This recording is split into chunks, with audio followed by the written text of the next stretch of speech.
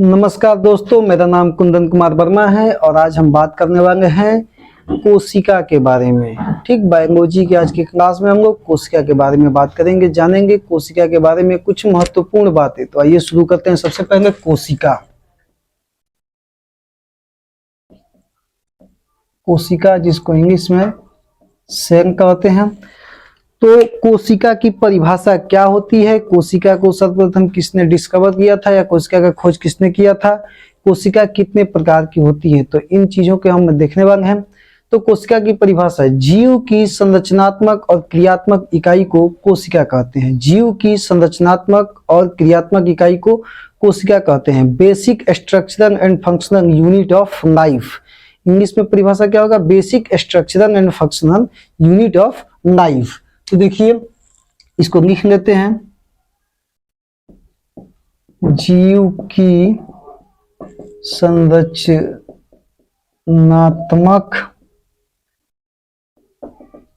और क्रियात्मक इकाई को कोशिका कहते हैं।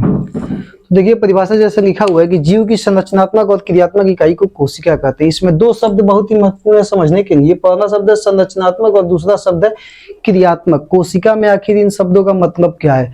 तो संरचनात्मक इसलिए कहते हैं कोशिका को क्योंकि जितने भी धरती पे जीव पाए जाते हैं उनका जो फॉर्मेशन हुआ है वो कोशिकाओं से बने हुए हैं। ठीक, सभी जीवों का जो शरीर है, बॉडी है, जो भी है वो क्या है, कोशिकाओं से बना हुआ है।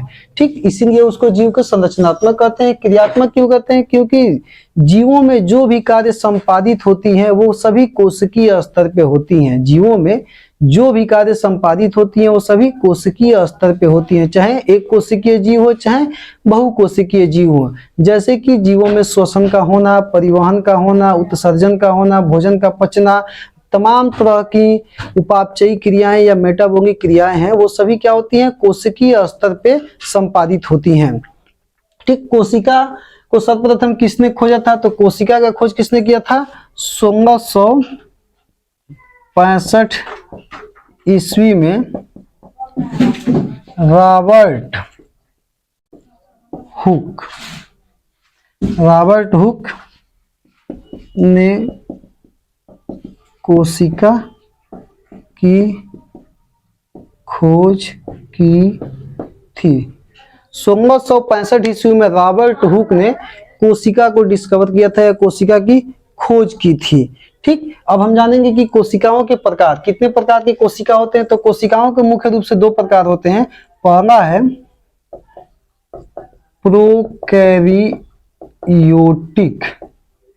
प्रोकैरियोटिक और दूसरा है यूकैरियोटिक। पहला है प्रोकैरियोटिक और दूसरा क्या है, यूकैरियोटिक। तो प्रोकैरियोटिक कोशिकाएं वो कोशिकाएं होती हैं जो पुरानी कोशिकाएं हैं, आद्य कोशिका हैं। ठीक, ऐसा माना जाता है कि सर्वप्रथम प्रोकैरियोटिक कोशिकाएं ही इस धरती पे आई होंगी। प्रोकैरियोटिक कोशिकाओं में सत्य केंद्रक नहीं पाया जाता है, इनमें कोशिकांग नहीं पाए जाते हैं, जैसे कि माइटोकॉन्ड्रिया, अंतःप्रद्रव्य, जालिका, राइबोसोम, लाइसोसोम, ये सभी प्रोकैरियोटिक कोशिकाओं में नहीं पाए जाते हैं।